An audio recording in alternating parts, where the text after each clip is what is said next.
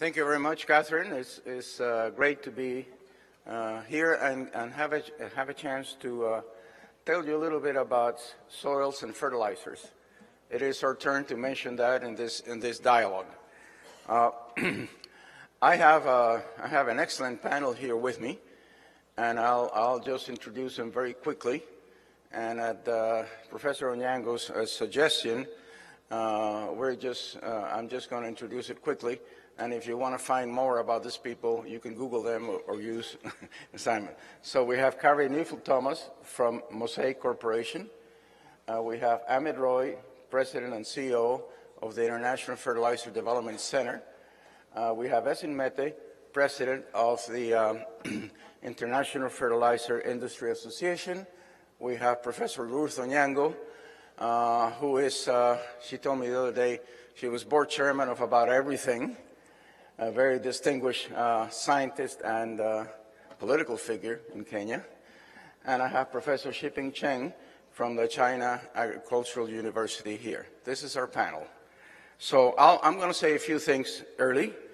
And first is that we are really dealing with convergence now. I think what you've seen yesterday so far and what you will see today and tomorrow, there's a real convergence in the whole issue of increasing food production the right way and doing it fully across the value chain.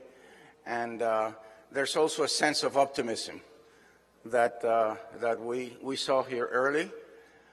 I've been to previous meetings like this in the last sort of month, and the first one was in Addis Ababa with the Yara and Agra biannual forum, and it was explosive. The interest, the convergence, the involvement of people, it is a movement out there.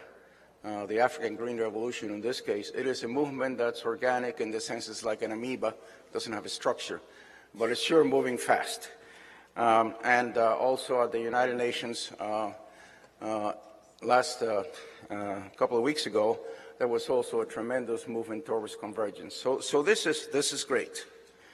I'm also proud to say that for the first time since yields have been recorded, that is 1961, Sub-Saharan Africa has increased its cereal yields by 50% from 2005 to 2013. And that is excellent news. The numbers are very small, of course, but it's from 1 to 1.5 tons per hectare. But it's already happening, and we see. In our view, the issues are how do you go from 1 to 3 tons per hectare, which doesn't require much technology, just brutal force in terms of using better seeds and fertilizers. Then how do we go from 3 to 5? 3 is the average Southeast Asia and Latin America. 5 is the average of China, and this is much more now, and Professor Xinping will tell us more about that. And then how do we go from 5 to 10, which is the average cereal yields of North America, Europe, and Japan. So we'll have this theme of 1, 3, 5, 10. Keep those numbers in your mind. I want some clarifications on this whole issue of why fertilizers. If we didn't have fertilizers, if the Haber-Bosch process had not been discovered early in the last century, the world would be able to feed about 2 billion people only with organic resources. Of course, we're now at 7-point-something billion. So, and I would have to do that at the detriment of great environmental destruction. We just don't have enough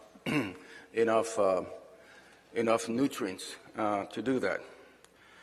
So you may ask about organic farming. Organic farming is certainly scientifically correct, but it's very much limited by having a 25% penalty, yield gap, lower than conventional farming, and it's fine. if somebody can pay for the premium price and so on. But the majority, and the way 9 billion people are going to be fed, will have to depending on the use of fertilizers. Now, fertilizers sometimes are labeled as chemicals, and that is used in a despective term. It's not a good terms. As a scientist, I said we're all chemical. But anyway, they use it as chemical, and I want to make a decision between two types of agrochemicals. Fertilizers are food for the plant. Fertilizers are needed because the plant needs food. Pesticides, insecticides are like medicines. They need to be applied when the plant is sick because of insects or disease attacks. So please don't lump all these so-called chemicals together. Fertilizers are food, pesticides, insecticides, and so on are medicines. So also there are you hear a lot in the press about fertilizers poison the soil. And I'll use the analogy of food and drink to try to explain it. If you drink a can of beer, you feel fine. Maybe two, depending on your tolerance. But if you drink a 12-pack of beer, you're going to be sick.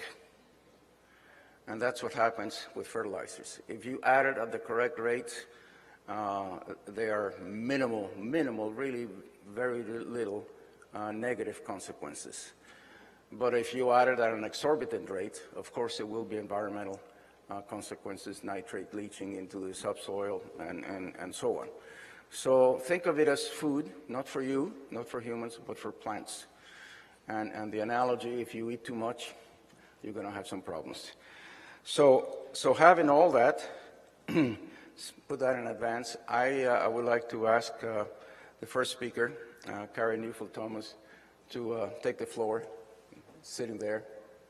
And we've asked each of them to do 7 minutes. So we have a process policeman here who will time us a little bit. Thank you. Kari. Great. Well, thank you to the World Food Prize Foundation for inviting me to be on this panel. And also thank you to Dr. Sanchez, who's been a great leader on the issue and importance of fertilizer. I work for the Mosaic Company, which is the world's largest producer of combined potash and phosphate, which are 2 out of 3 macro crop nutrients, if you don't know your fertilizer terminology. And we're celebrating our 10-year anniversary next week. We are known in our industry as a leader in both product innovation and also our sustainability efforts. Want to talk today a bit, I'll kick things off around why is fertilizer important and how does it make a difference in the world. So there's a slide that I want to show you.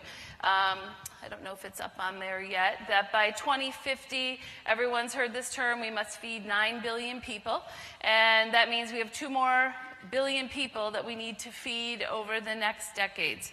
And as you can see by this chart, agriculture has been winning against very big odds, that we have continually found ways in agriculture to be able to feed populations. And a key source and the reason why we've been able to do that is because of fertilizer. It has played a key role in making that happen.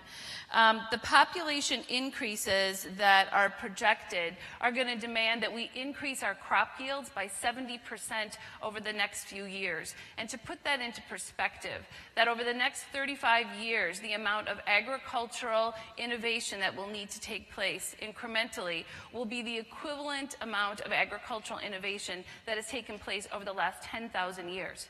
So a lot has to happen in the next 35 years, and fertilizer can play a key role in being able to make that happen.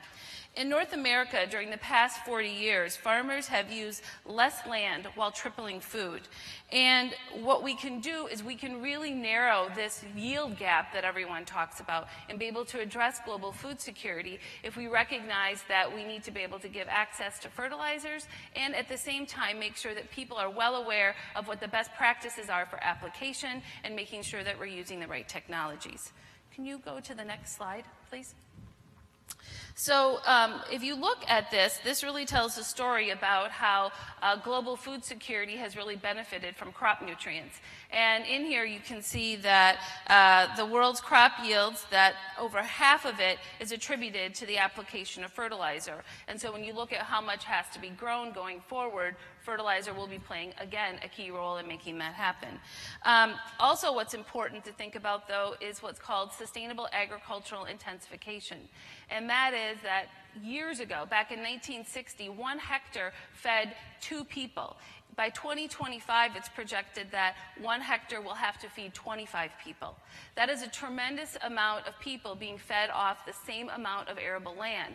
And so there are needs to make sure that we are increasing the amount of production on the current land that is in production, and at the same time making sure that the resources that are applied to it, all the inputs, for example, fertilizer, are used most efficiently, while at the same time we're finding ways to minimize any kind of environmental impact. And best management practices and other kinds of techniques can contribute toward that. So when we look at our current agricultural production system, in the U.S., for example, from 1979 to 2000, new technologies made it so that fertilizer application could be reduced by 30% on those lands. So new technologies are making it so that fertilizer is adequately being used in the right ways. If you know anything about what precision agriculture is, it was referred to a few times yesterday. There are GPS-located farm fields, and there is technology that can do variable rate application of fertilizer, really maximizing the resources on the land, looking at each plot bit by bit and what the soil types are. That all can make a difference in being able to make sure that plants can maximize the uptake of the nutrients and be able to produce the yields that we need. Can you go to the next slide, please? Thank you. And then what I think is also important to keep in mind is that these are actual nutrients. And that if you look at what a periodic table is, out of that there are 17 elements that are macro, micronutrients, and other kinds of minerals that plants need to eat. So that little chart there on the left, that is what plants eat. And we eat the plants because they have the same nutrients that we need. If you were to look at the product that's on the far right, the one that has kind of a peach tone to it, that's potash. Potash is the kind of product that helps plants be able to utilize their water better and resist drought. And then the one in the middle, that's phosphate. And phosphate is very effective at being able to make sure that plants are able to store and transfer energy. So if you think about photosynthesis or other kinds of processes that plants have. So these are natural occurring elements. This is what plants eat, and then we eat them in turn. Soil tests that go on can determine how much nutrients are in those soils at the time, and then can determine what additional amount of nutrients need to be applied based on the kind of crops that are being grown, because crops pull nutrients out at different rates, they use different combinations of nutrients, and soil tests are really critical to making that happen. But soil tests don't go on everywhere around the world, and there are challenges for smallholder farmers to be able to access that kind of technology. There are some initiatives that are going on right now that are really making a difference in that way. Columbia University and University of Maryland have developed a mobile soil dock kit that is able to go out to rural communities, be able to test the farmers' soils, be able to transmit that information back to some broader cloud networks, and being able to in turn provide some agronomic advice back out to these rural communities. When we have our Mosaic Villages project, and we've worked with a number of different implementing partners around the world, having the understanding that simple nutrients like this and applied in simple ways, whether it's big precision agriculture or just a little bottle cap putting it into a hole next to your seed, all of those kinds of technologies can make a difference. We've worked with the Segal Foundation in India and Helped International in Guatemala, and both of those programs have seen tremendous yields for smallholders being able to just use the right amount of nutrients in the right way. Balanced crop nutrition is a critical component to plants being able to be the healthiest that they can be. And balanced crop nutrition means you're combining all of these macro and micronutrients in the right way.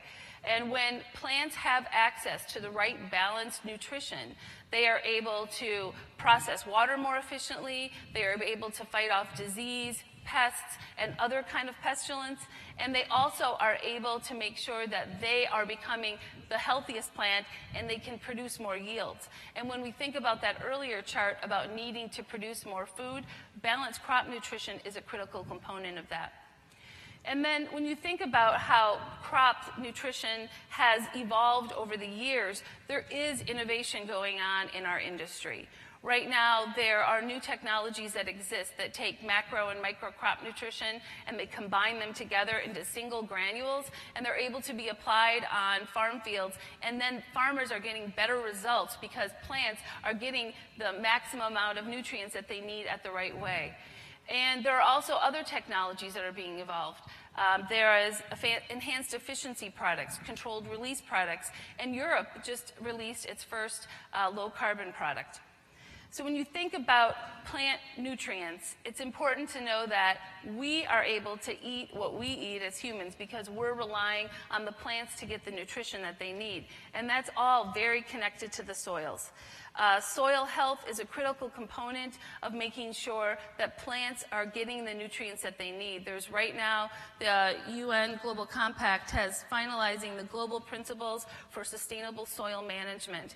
And one of the quotes in that document talks about soil as a thin global membrane that supports life on Earth. So we need to make sure that our soils are healthy, that the soils are both protected and they're also productive. And we can do that with crop nutrients. Thank you very much, Kari. Here you have a view from a major fertilizer company. Now we're going to go to Amit Roy, head of IFDC, the International Fertilizer Development Center, who will give us his viewpoints from the point of a fertilizer research institution. Amit. Thank you very much, Pedro, and thank you to the World Food Prize organization for inviting me. You have heard from both Pedro and Kari regarding fertilizer. What I'm going to focus on, what are the needed processes for producing the fertilizer in terms of the raw materials. I'm also going to talk about access to fertilizers by smallholder farmers, which is a big issue, as you know, with the population growing, particularly in sub-Saharan Africa. And the third one, the fertilizer research related to new products. So fertilizer, the three major nutrients are nitrogen, phosphorus, and potassium. Nitrogen, we breathe, air has 78% nitrogen everywhere. We just need energy to convert that into a form that the plant can use. The second are two important ones. The one is the phosphate, and the other one is the potash. These are all mined minerals.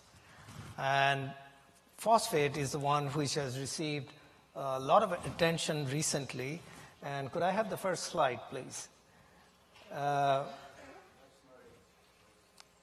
is my slide. That's your slide, yeah.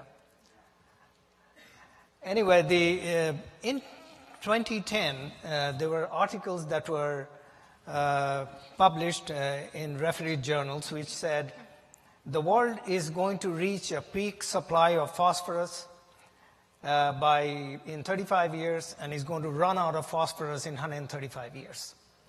We, as a research institute, we have significant data on phosphate. There we have it. On phosphate, and we did our analysis, and we came to a different conclusion. Now, any raw material resources, the reserves and resource depends on technology and price. It is a dynamic number. As the prices go up, the ones which are not mineable becomes economically viable. And if the technology improves, you certainly can mine more resources out of deposits that are there. So you see in the graph there, the recent data shows that we have, based on our analysis and the United States Geological Survey, which keeps track of all the resources, that we have reserves at present technology and price of at least 300 years. And if you look at the resources, and with the technology improvement, we can go 500 or 600 years. So in its present form, this is what we have. Now, phosphorus is an element that one does not destroy. We are using it, it's collecting in some other places. But in its present form, that's what we have. We have done a research with the ETH in Germany for 3 years with 50 scientists and practitioners around the world. And the book that you see on the right-hand side is a book that has just been published, which give you a more detailed analysis and give reasons and why the data that we produce are substantiated. It also has issues related to use, related to mining of phosphorus, which is a mined minerals. Having said that, we still know phosphorus is a finite element. We need to manage the losses or the runoff losses of phosphorus, both from the livestock as well as the fertilizer, is significant, and we need to manage it. So that's a very important part of phosphorus. As far as potassium is concerned, it is, again, a mined mineral. It is mainly found in temperate region, which is Canada, Russia, Belarus, Germany. These are the major areas that you find it. And we have deposits that, at present technology, at least 500 to 600 years. So we do have resources available. The question is, how do we manage it more efficiently? I now want to focus on another area, and that is access to fertilizer. Could I have the next slide? If you look at the population demography, the largest increase in population is going to be in sub-Saharan Africa and in Southeast Asia. And in sub-Saharan Africa, not only the population going to increase, but a lot of the people are going to be in the urban areas. The access to fertilizer is a big issue for the farmers in Africa. And we have done analysis in both access and affordability. And one of the biggest challenges that we see in Africa is the number of paved roads per million population. If you look at that graph, what we have on the left-hand side, most of the countries which have very low road densities are in Africa. Now, what does it mean? It means the price of fertilizer delivered to the farmers in sub-Saharan Africa ranges from 3 to 10 times, depending on the location. We did a comparison of price of delivered fertilizers in Thailand, compared that to Tanzania. Both are coastal country. The price of fertilizer in Tanzania is at least 60% higher than Thailand. And most of that increase is because of the poor infrastructure that we have. Now, what is the solution? Certainly building road is a way to do it. But there is another solution, and that is looking at the resources of Africa. Africa has 60% of the world's known phosphates, and they are dispersed extremely well. As you see on the right-hand side, that's a graph of the deposits of phosphates around Africa. So the new focus is to build small plants strategically located so that access becomes, for the local and the regional, becomes an important element, and it reduces the cost.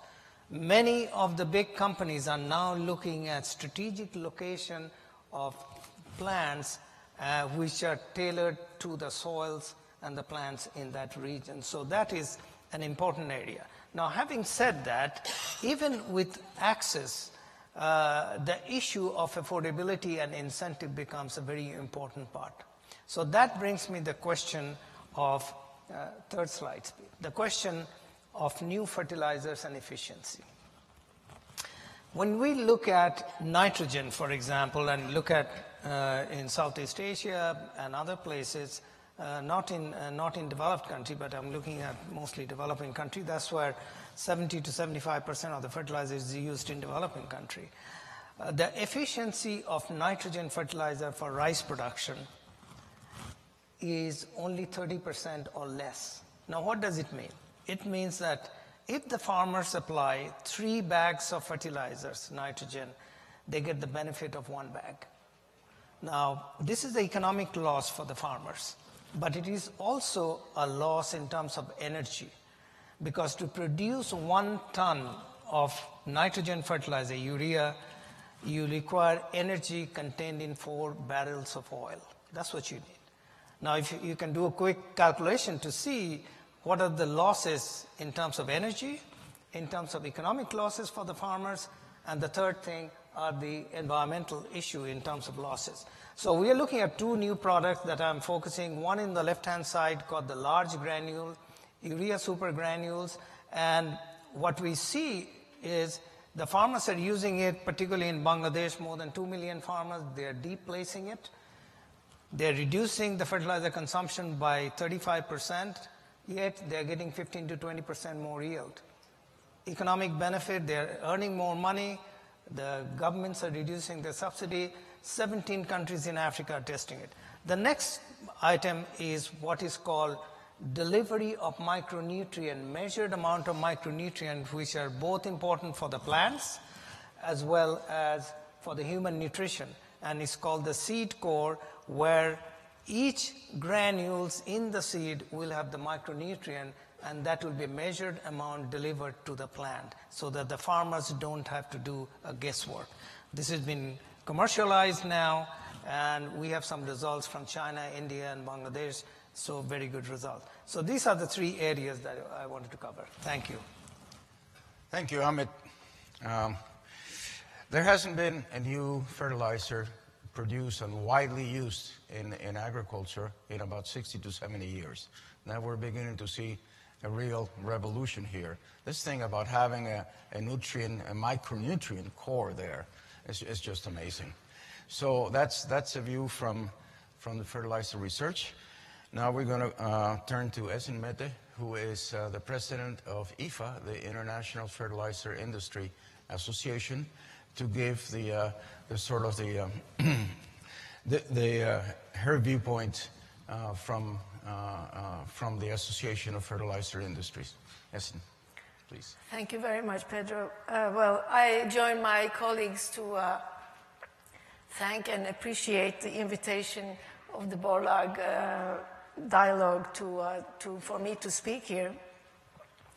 Of course, we know that Norman Borlaug is known for his tremendous achievements in the seeds, but he referred to, which he referred to as the catalyst that ignited the green revolution. But he acknowledged that the mineral fertilizers were the fuel that powered it. So I start from there, and I would like to continue by saying that sustainably intensifying the food production, which is vital if we are going to feed 9 billion people by 2050, requires fertile and healthy soils. Healthy crops can only be produced when the ground in which they grow is healthy too. So this is where fertilizers come in. I would like to just mention a little bit about what International Fertilizer Industry Association means. The acronym is IFA. IFA is the only global association representing all actors along the fertilizer chain. We have about 542 members coming from 81 countries, and half of which are from emerging economies. Our core vision is that efficient and responsible production, distribution, and the use of plant nutrients play a vital role in achieving global food and nutrition security and sustainable development. IFA provides for its members a framework for collaboration within the fertilizer and larger agribusiness value chains on areas of common interest, platforms to discuss the complex issues facing the sector today, and a structure for agreeing upon common positions and joint actions. An important function fulfilled by IFA is a multilateral engagement on behalf of the industry. This engagement aims to highlight the industry's contribution to solutions for global societal challenges such as eradicating hunger and malnutrition. We have listened and we know that food security exists when all people at all times have physical, social, and economic access to sufficient, safe, and nutritious food. Nutrition security means access by all people at all times to the adequate utilization and absorption of nutrients in food in order to be able to live a healthy and active life. There is no single solution to food security and food and nutrition security. Food security is a global challenge that can only be met through the contributions of all actors in agriculture and food sectors. However, feeding the world's growing population will require more efficient and innovative use of fertilizers. Today, I would like to focus on two issues pertaining to fertilizers, which is, one is nutrient stewardship, and the other is micronutrient fertilization. Nutrient stewardship refers to the efficient and effective planning and management of plant nutrients. This is done in a manner that improves social, economic, and environmental performance of mineral and organic fertilizers. Universal scientific management principles related to source, rate, timing, and placement are implemented in a site and crop-specific manner. Nutrient stewardship programs, which we refer as the 4 Rs, aim at encouraging knowledge sharing on fertilizer best management practices and in partnering with other stakeholders to transfer knowledge to farm advisors worldwide. If we take a worldview of nitrogen use, what is striking is the diversity of the issue. Some regions of the world use regrettably too little nitrogen, whereas others have an excess nitrogen input. Similar imbalances also exist for phosphorus and potassium. It is important to address the significant imbalances in global fertilizer use. In regions of underuse, the industry has an important role to play in improving supply and promoting balanced fertilization to bridge the yield gap. The yield gap represents the difference between the farmer's actual and attainable yields. And fertilizers play a vital role in closing this gap. In regions of excess or imbalanced use, the industry also promotes balanced fertilization and nutrient stewardship. IFA recently hosted 2 country seminars on sustainable fertilizer management in China and Indonesia to relay to our members the importance of nutrient stewardship. We will continue to hold these national dialogues. IFA is keen to partner with others and has already initiated dialogue with farmer organizations and other actors in the food value chain. For those who simply argue for reducing fertilizer rates, we need to explain the importance of balanced fertilization that seeks to provide the right source at the right rate, but also at the right time and the place. Improved nutrition not only extends and improves the quality of people's lives, but also plays a significant role in boosting their productivity and sustaining a healthy economy. The UN Food and Agriculture Organization estimates that malnutrition alone costs the global economy around $3.5 trillion each year. This is about 5% of the global GDP due to the lost productivity and healthcare costs. However, having enough calorie is just the tip of the iceberg. A sufficient intake of essential nutrients, including micronutrients, is also necessary. More than 1/10 of the total disease burden from which the global population suffers can be traced back to micronutrients. The micronutrients can be provided in several forms, the most commonly being dietary supplementation, but they can also be provided by agriculture through fertilizers. by making the food we eat more nutritious. This reaches out to more people and makes it available through the food they eat. Agronomic biofortification is not well known as genetic fortification. The objectives for both are to enhance the levels of key micronutrients in staple foods and make them bioavailable for humans through food consumption. Together with the International Plant Nutrition Institute, IPNI, IFA researched and published a scientific report on fertilizing crops to improve human health. The research documented in this publication demonstrated that micronutrient deficient soils reduce not only the yields, but also the bioavailability of minerals that are essential to humans who consume the crops cultivated on these deficient soils. The added micronutrients have immediate and profound impacts. Chronic deficiencies affecting mostly women and children in the local population are quickly eliminated as a result and contribute to eradicating many micronutrient-related illnesses. Among all micronutrient deficiencies, zinc is the most common. 2 billion worldwide are zinc deficient. 1.5 million children die each year due to zinc deficiency-induced diarrhea. 50% of the world's agricultural soils are zinc deficient.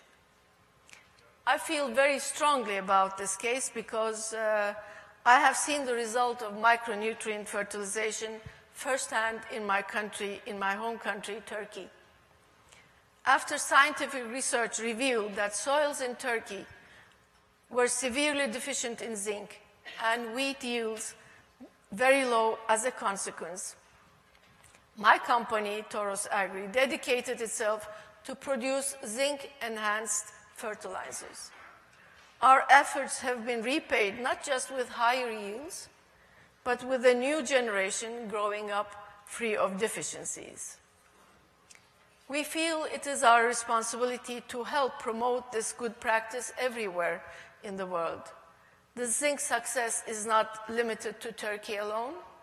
In fact, half of the soils in the world are deficient in zinc. Important work and field trials are being conducted under the Zinc Nutrient Initiative in China, India, Brazil, and Bangladesh.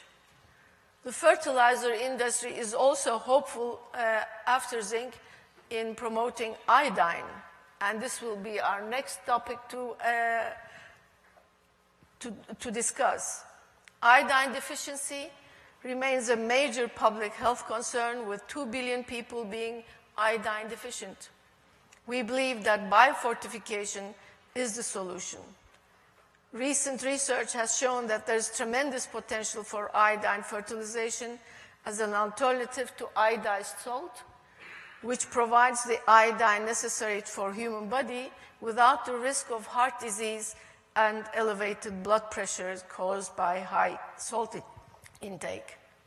Other successful examples in micronutrients exist in the world, and this is one in Finland. For example, the government implemented the addition of selenium to fertilizers in order to help tackle the heart disease. So I would like to conclude here, and I think I have made a clear show the importance of micronutrient addition to fertilizers can play a big role in eradicating the hunger and the malnutrition. Thank you very much, Essen. I think what this shows is that in feeding 9 billion people, we're talking mainly about calories. To a lesser extent, we talk about protein. But then I learned working with human nutritionists that there are 4 micronutrients, very different from our soil micronutrients: zinc, iron, vitamin A precursors, and iodine. And the most important one well, they're all important, but the iodine is perhaps the most pervasive. If you don't feel feed children less than 2 years old with sufficient iodines, their intelligence will be severely impaired, and that's irreversible. So now that we're seeing biofortification, of course, but now the fertilizer is getting into iodines. That little nugget, Amit, you showed of human micronutrients, shall we say, is very exciting. So these are new things. We'll move on now to the users and the researchers. Professor Ruth Oniang'o needs no introduction, but she will talk about representing the countries that have too little fertilizer, like her native Kenya, and particularly with emphasis of what would this green revolution, of which fertilizer is a major component, can do to women and youth. Ruth, please. Thank you, Pedro. You know, you chaired me 4 years ago in this same panel, and we'll see what the difference is this time.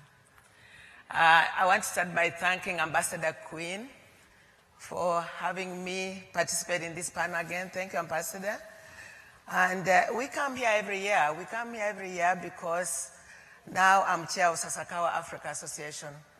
And we are very grateful to Dr. Borlaug that in his latter years, he actually came and spent like 20 years on the African continent. So we too celebrated his centennial birth in Uganda in July. And we were privileged to have Ambassador Queen, who came and just was a light and just, you know, he was just everywhere. And it's like we felt the presence of him and Dr. Borlaug in Uganda and Jinja, and coinciding with their Agriculture Week. We were also privileged to have Jeannie Borlaug and Julie Borlaug, Dr. Amit here, and Representative John Hadman from the Carter Center. Sasakawa Africa Association was started by Dr. Borlaug, President Jimmy Carter, and philanthropist Sasakawa. So we come here because we feel a responsibility and a connection to this. The Green Revolution may not have happened in Africa the same way it happened in Asia, but you know, the major ingredient in Asia was that the political leadership took it up. And in Africa, it's only this year that at the AU, the African leaders are recognizing that they need to feed their people through agriculture. So maybe now we can begin to have that green revolution in Africa. And so it's very important that we put that into perspective. And I know you have given me 7 minutes, don't worry. So I just use those 7 minutes to do what I need to do. I normally say that when I'm here, I'm a grandmother now. When you chaired me 4 years ago, I was a grandmother 3 times. Now I'm a grandmother 7 times. And the grandmothers in Africa are really respected, more than any man, more than anybody. We are the ones who show the way. We can say anything, get away with it. And so, I normally feel that I'm representing Africa. Imagine Africa is not one country, it's 55 countries. And today I'm happier. Last time on the panel, I complained, I whined, and I was upset. And if I was white, I would be white. But I wasn't. You know, this time, I see hope. I see hope. And I see hope despite the Ebola. Because Ebola, everybody's focused on it. Imagine it's here in America now. It's in Europe. It's everywhere. So we all focus on it. So you can't ignore any part of the world. I just want to quote Dr. Nwanze when he talked the other day, gave a keynote address. You cannot ignore any part of the world. And so I come from Mother Continent, where all your original placentas are lying. And we have now to focus on that continent. And I'm happier now because the focus is there. I'm also happy because Dr. Emma is here. When we were in Uganda, Ambassador Queen and I went to see her, and she gave me hope. This is the smallholder farmer we need to see in Africa. Not the smallholder farmer who doesn't know what to do with the soil. She has no education. We have neglected her. She's a woman, you know, and nobody cares. Now we have young people. Young people. They may not even be trained in agriculture or anything, but they want to do business. So they'll use that fertilizer. They'll do the science, the math. Am I going to make money or not? But the same young people are into social enterprise. They don't want to see their continent, being portrayed the way it is. Always, food handout. One thing I remember from my mother is that if you go begging for food, nobody respects you. Nobody respects you. But you can still give, because we feed you even when we don't have food. Not sandwiches, real food. We feed you even when we don't have food. So there's a lot to learn from that continent. And especially for the young people who want to. By the way, I have many cards. Any young person here, if you want to come to the village, I'll give you my card. You can just come. So it's very important here. Now, Amit Roy invited me 10 years ago to join his board. And I said, Amit, I don't know anything about soils. I don't know anything about fertilizer, because I was not connecting soil with the food science and the foods I eat. Now, with my education, PhD, professor, if I didn't do that, how can politicians even do that? I remember the late Wangari Maathai, our Nobel laureate with the trees, you know her. She talked about trees. She talked about rains. And then one politician, a minister, says, I thought rain came from the sky. What is the connection between trees and rain? Oh my goodness. It was such a scandal. So even our politicians don't know that there's a connection between the soil and what we eat. So when Amit Roy asked me to join, he told me, Ruth, because you ask those questions, you will learn. And I started to pressure him. I said, Amit, there must be a connection between the soil and human nutrition. There must be. And I'm happy in the previous session, and also Kari has just said, most of the nutrients in the plants are the nutrients humans need. So we have to make that connection. I also learned from him that the African soils are tired. They have nothing.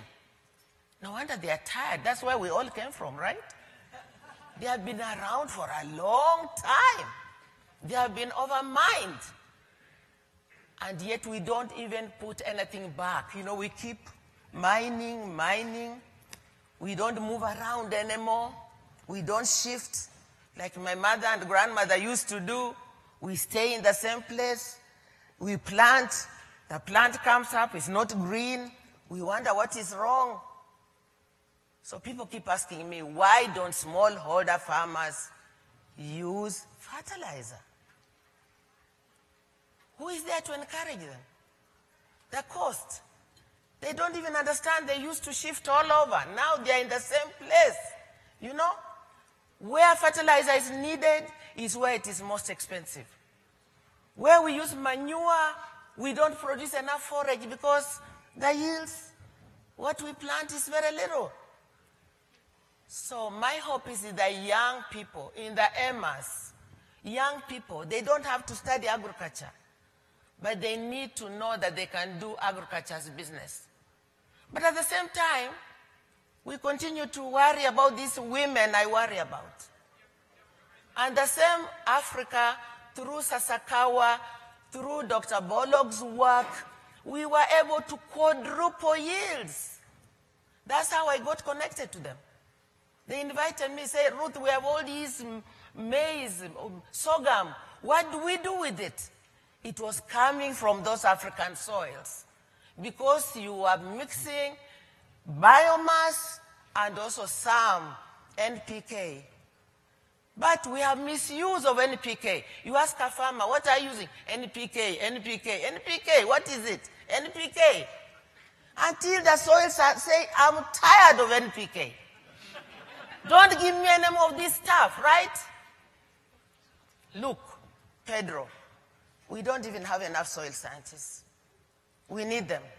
I'm happy since I started coming here, thanks to Ambassador Queen, thanks to the many supporters companies, I won't name them, universities in this country. I meet many African young people. It's like people come to me, oh, Ruth, we have a Kenyan in our university. Oh, good. Oh, Ruth, we're supporting some of, oh, great. We want to see more and more of them. So long as I'm still alive, I just bring Africa to you.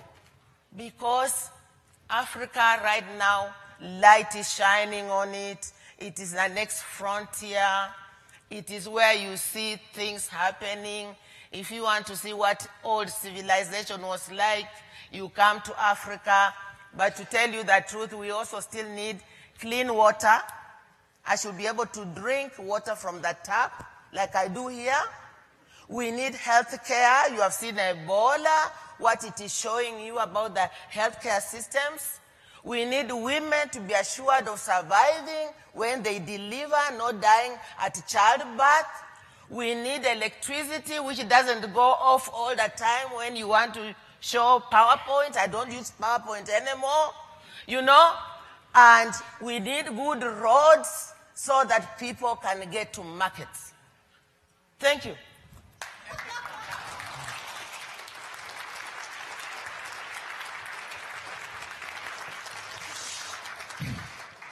One thing, and I think, Ruth, you were in Addis also for the African Green Revolution, that we talked about there, and she's an example, is Africans are happy people.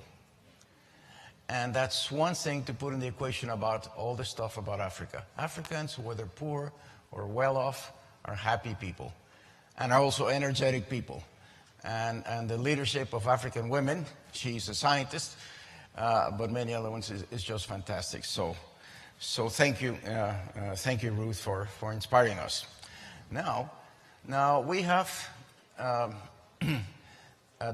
Professor Xinping from the China Agricultural University, who is tackling, their group is tackling with excellent science a major problem that China have of actually too much fertilizer, not too little applied.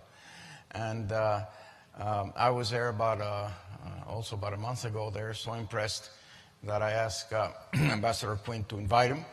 And here he is. So Xinping is a fantastic scientist and certainly a leader in soil science in the world. He just published what he'll talk about in a paper in Nature about a month ago, and that is just quite a paper. Xinping. Good morning, ladies and gentlemen. Firstly, I would like to thank the World Food Prize Foundation for inviting me to take part in this great event. I also would like to thank Professor Pedro for inviting me to join this session. Pedro asked me to talk about how to increase yield from 5 tons per hectare to 10. I think this is things we are working now, and this is the goal we want to realize in the future, in the near future. Last year, the average cereals yield in China is about 5.9 tons per hectare. It's 51% higher than the average level in the world. However, the projected demand in 2030 in China, we should still increase our yield by 30 to 50%. And maybe you well know that China uses 8% of cropland, produce about 21% of cereals to feed 19% of the population in the world. But maybe you don't realize that at the same time, China also consumes about 35% of chemical fertilizer, 35%. So in a lot of regions, the overuse of fertilizer is a major contributor to air, to water, and to soil pollution nowadays. The environmental pollution already become a serious problem in China nowadays. So we believe this is the biggest challenge today for agriculture science not only for China, but also for the other rapidly developing countries, how to increase yield, meanwhile increase the nutrient use efficiency and reducing the environmental costs. This is because, firstly, after great success in yield increasing from the Green Revolution during 1960s to 1980s, the rate of gain in cereals yield have slowly, markedly in the past 10 to 20 years, as Professor Ken Kassman yesterday mentioned. And secondly, in such rapid developing countries, although we use already too much of nitrogen and phosphorus fertilizer, the environmental pollution problem, such as eutrophication, greenhouse gas emission, soil acidification, has become so serious in such countries. And thirdly, crops are produced by hundreds of millions of smallholder farms. It makes agriculture technology more difficult and significantly different than in most developed countries. So the question is, can the necessary increase in yield be achieved? If so, can the environmental cost of intensive agriculture can be mitigated? For answer these questions, we addressed these field experiments and the large-scale experiments covering the main agroecological areas for rice, wheat, and maize production in China. We found that a set of so-called integrated soil crop system management could increase cereals yield significantly by 30 to 50%, and meanwhile did not need any increase in nitrogen phosphorus fertilizer use. So the nitrogen use efficiency can be increased significantly. And we also use model simulation and life cycle assessment to calculate the environmental cost. We found that the environmental cost can be reduced substantially by this integrated soil crop system management.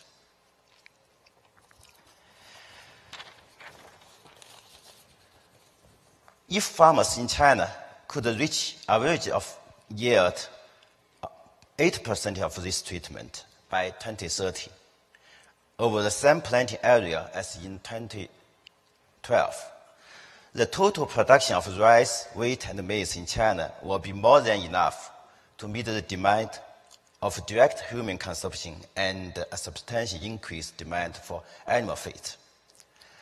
And at the same time, we can reduce nitrogen use. The environmental cost could be reduced substantially. So the gains in yield and environmental quality from 510 to 1010 with increased efficiency, it can be achieved through an integrated agronomic approach as striking, especially given the yields in China are already higher than those in most developing countries. This approach is economically robust and relatively easy and inexpensive to adopt. In practice, China already has doubled its public agriculture research and development investments. So on this, China achieved new progress in agriculture in recent years. For instance, from 2004 to 2013, China increased its cereals production by about 28%, more than double what was achieved everywhere else. It also increased vegetable production by 33% and fruits production by 64%. At the same time, the chemical fertilizer increased only by 27%. This is the first time since the 1960s when China started use chemical fertilizer that the production increase rate when the fertilizer consumption increase rate. But even so, it still remained a daunting challenge to transfer the result into the farmer's practice. The sheer number of small farms makes this especially hard. To address this issue, the government is funding research-led demonstrations through the country. It also established serious programs and subsidies to support the transfer of knowledge and technology. For instance, our country invested 15 billion yuan each year only for soil testing to improve fertilizer recommendation in country level. So, finally, I would like to say increase yield from 5 ton to 10 ton. Meanwhile, increase nutrient use efficiency is possible. However, it needs an integrated system approach. It needs regional-specific research and technologies. It needs more investments, and it needs to transfer knowledge and technology to smallholder farms. Thank you. Thank you. Thank you very much. So the panel has concluded. Ambassador Quinn wants us to finish a little bit over time, but minimal. So we will not have questions, and I'm sorry about that. But each one of you can ask the panelists here. In our preparation, I just wanted to say in our preparation, we were talking about, well, how about first, why yields are so important? Well, yields is a necessary but not sufficient condition. All sorts of things have to happen afterwards. But we were talking about this 1 to 3 to 5 to 10. And I asked, was anybody thinking above 10? And Kari here said, oh, yeah, no, we're doing experiments that are going over to 17 tons, in this case of corn, per hectare. So there's a lot there. The bottom line is, with proper use, in our case, the proper use of nutrients, aim at efficiency, aim at minimizing or eliminating environmental costs, yeah, we can feed, the world can feed 9 billion people. I want to thank the panel very much, and I want to thank the audience now. And for the audience, feel free to contact the panel members on our recesses and so on. So thank you so much, and Governor Quinn, on to you.